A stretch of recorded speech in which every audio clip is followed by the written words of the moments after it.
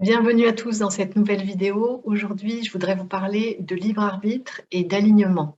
C'est une question que j'ai partiellement abordée dans Éveil et Ascension et sur laquelle j'aimerais revenir avec vous aujourd'hui pour la développer parce que ça revient tout le temps dans vos commentaires, ça revient tout le temps dans les coachings, puisqu'on est tous face à des difficultés à un moment donné ou un autre dans notre vie, on est tous face à différents blocages.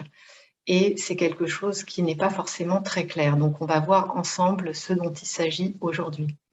Avant ça, je voudrais remercier tous ceux d'entre vous qui me laissent des commentaires sous mes vidéos parce que ça me fait toujours chaud au cœur de vous lire, ça me fait chaud au cœur de voir ce qui résonne en vous et j'aime aussi connaître vos expériences, comment vous les traversez, comment vous les dépassez.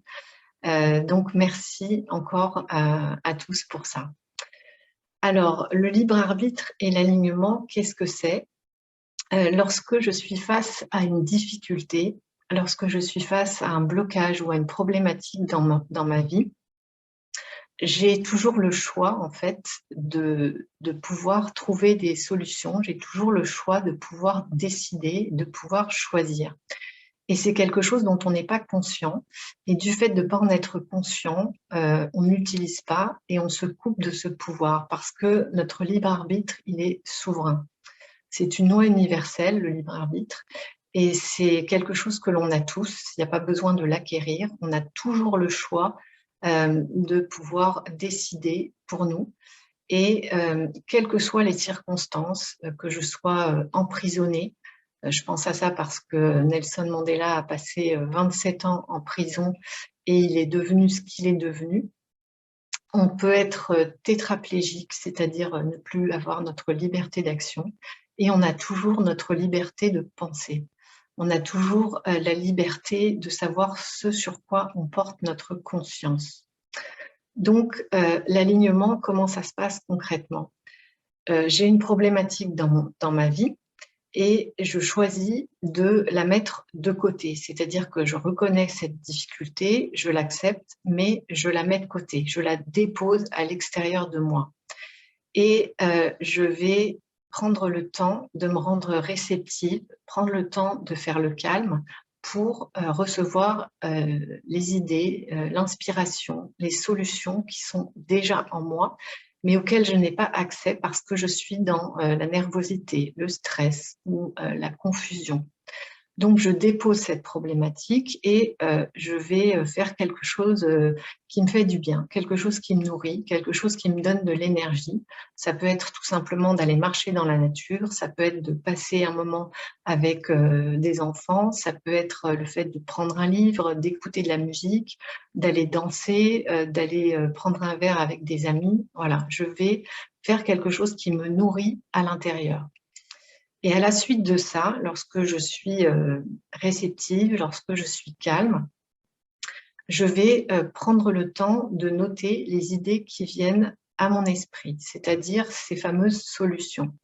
Et ces solutions, je peux les envisager lorsque je suis totalement détendue et lorsque je m'imagine sans aucune limite, sans contrainte de temps, d'âge, sans contrainte d'argent, sans aucune limite de compétences, je n'ai plus aucune limite. Et à ce moment-là, je vais avoir des idées, je vais avoir de l'inspiration et je vais noter ces idées qui me viennent à l'esprit. Et je vais, en les visualisant et en les ressentant en moi, en ressentant les bienfaits qu'elles me procurent, je vais, mon corps va générer des émotions, mon corps va générer de l'énergie. Et cette énergie, elle va être légère, elle va être joyeuse, elle va être lumineuse, elle va être pleine d'amour. Et c'est cette énergie qui va être le carburant de l'action. C'est-à-dire que cette émotion va me porter pour agir, pour poser les actions justes, pour trouver les ressources, pour que les moyens puissent arriver jusqu'à moi. Et c'est ça, en fait, c'est l'alignement, c'est ça, c'est d'être aligné entre ma pensée, mes idées, ce que je ressens en termes d'émotion, qui est vraiment le carburant, l'élan, de l'action et ce que je vais choisir de faire, c'est-à-dire comment je vais concrétiser ces idées, ces solutions qui sont venues à mon esprit grâce à mes émotions. Donc, c'est pensée, idée, émotion et action. Et si je me suis autorisée vraiment à formuler, à exprimer ce qui me fait vibrer, à ce moment-là, je vais pouvoir réaliser ça, concrétiser ça avec fluidité, avec simplicité, avec légèreté. Et d'autres opportunités vont arriver à moi et les moyens vont également se présenter alors même que je n'y ai pas pensé, alors même que je n'ai pas réfléchi, je n'ai pas perdu mon temps et mon énergie à réfléchir comment j'allais faire. Ça arrive après. Le comment, il arrive après. Quand j'ai pu m'autoriser à formuler cette idée, à la mettre sur le papier, à m'autoriser à y penser et à la ressentir. Donc, quand j'ai expérimenté ça une fois dans ma vie, je me rends compte qu'il n'y a pas de mauvais choix parce que ce qui importe, ce qui est essentiel, c'est de ressentir cet alignement où il n'y a plus de conflit intérieur, il n'y a plus de tiraillement, il n'y a plus de peser le pour et le contre, il n'y a plus de confusion mentale. Il y a quelque chose qui est évident, qui s'impose à soi et qui permet de manifester ce qui me fait vraiment vibrer, ce qui me tient à cœur. Donc, même si par la suite, avec le temps, je me rends compte que cette idée n'était pas complètement aboutie, par exemple, ou qu'elle ne m'amène pas exactement à pouvoir vivre ce que j'espérais, eh bien, c'est simplement parce que j'ai besoin d'aller plus loin dans cet exercice, d'aller plus loin dans l'alignement. Donc, j'ai besoin d'apprendre à me connaître davantage, j'ai besoin d'apprendre à maîtriser mon libre arbitre, l'utilisation de mon libre arbitre et l'alignement pour pouvoir accéder aux idées parfaites, à l'inspiration parfaite, pour pouvoir la recevoir et pour pouvoir la formuler. Donc, ça arrive souvent, en fait, j'ai souvent ces retours et moi-même je l'ai expérimenté, c'est-à-dire que je me suis autorisée, j'ai osé avoir l'idée de quelque chose qui me fait vibrer. Et puis, je suis un petit peu déçue parce que je rencontre encore des blocages ou c'est pas exactement ce que j'aurais voulu, ou je me rends compte qu'il y a d'autres choses que je n'avais pas envisagées qui viennent interférer, ou je suis confrontée à de nouvelles croyances limitantes qui émergent. Bref, il peut y avoir encore des ralentissements et des freins par la suite que l'on découvre avec le temps. Mais c'est pas ça qui importe parce que c'est simplement un encouragement à continuer et à progresser dans cette maîtrise et cette connaissance de soi.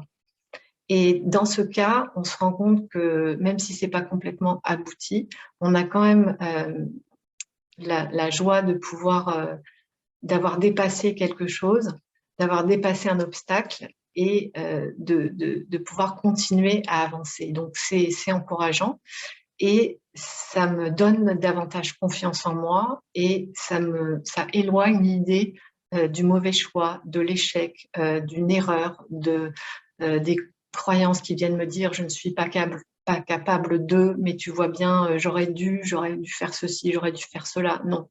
Ça enlève en fait tous les ressassements et tous les jugements sur soi-même qui reviennent.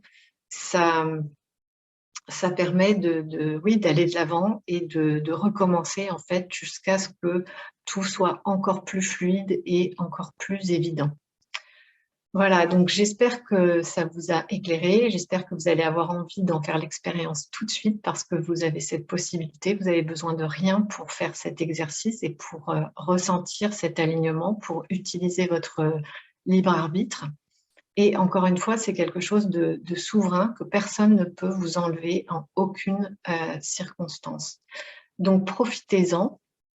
Et puis, moi, je vous retrouve très bientôt dans une autre vidéo.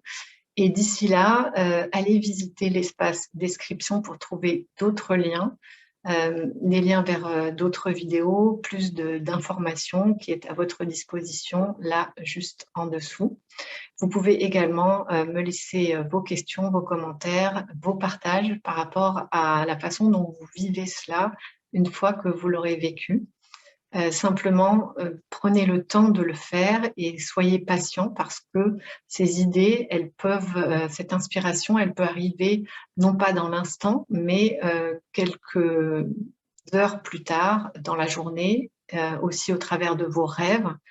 Ça peut venir le lendemain alors que vous êtes en train de faire autre chose ou au moment où vous recevez un message, au moment où vous rencontrez quelqu'un. Bref, les idées, elles peuvent s'associer à d'autres activités qui viennent un peu plus tard dans votre journée ou dans la semaine, au moment où vous voyez un film, au moment où quelqu'un vous parle d'un sujet particulier. Ça peut faire remonter également ces idées qui sont bonnes pour vous. Voilà, je vous remercie de votre présence, de votre écoute et de votre participation et je vous dis à très bientôt.